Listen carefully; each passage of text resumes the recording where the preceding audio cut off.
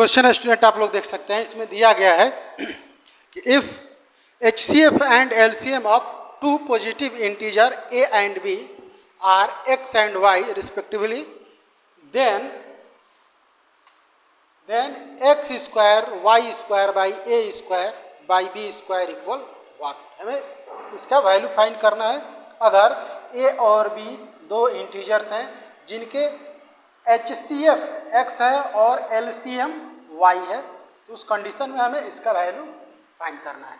Student simple question है, लेकिन उसी के लिए जिसके पास इसका कॉन्सेप्ट जो है वो रेडी है। इसका मतलब ये है स्टूडेंट कि दो नंबर से रिलेटेड एक HCF और LCM का एक फार्मूला होता है। फार्मूला ये होता है कि product of two numbers equal होता है किसके, उन दोनों नंबर के LCM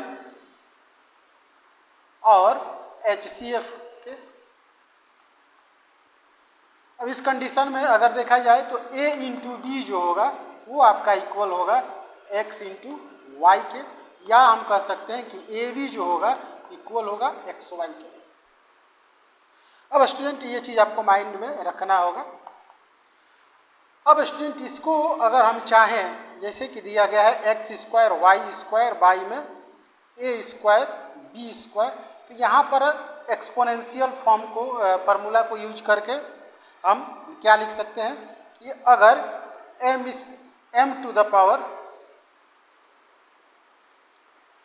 अगर a to the power m और b to the power m है, तो इसको हम लिख सकते हैं a to the power a b to the whole power m। इस तरीक़ा से इनको हम लिख सकते हैं x y का होल स्क्वायर, बाई में ठीक इसी तरह से a b का होल स्क्वायर। दूसरा यहाँ पर रूल हम अप्लाई कर सकते हैं कि if a by b, if a to the power m by b to the power m है, तो इसको हम लिख सकते हैं a by b whole power m। इस तरह से स्टूडेंट यहाँ पर हम ये भी लिख सकते हैं कि x y बाई में a b होल स्क्वायर। अब स्टूडेंट यहाँ से अगर आप देखें, इसको एक इक्वेशन मान ले कि ये दोनों इक्वल है, इस कंडीशन में किसी से किसी को रिप्लेस कर ले या ऐसे भी इनको एलिमिनेट कर सकते हैं वन टाइम में, और वन का स्क्वायर जो होगा वन का इक्वल होगा। इसका मतलब यहाँ पे इसका जो वैल्यू होगा वो वन हो जाएगा।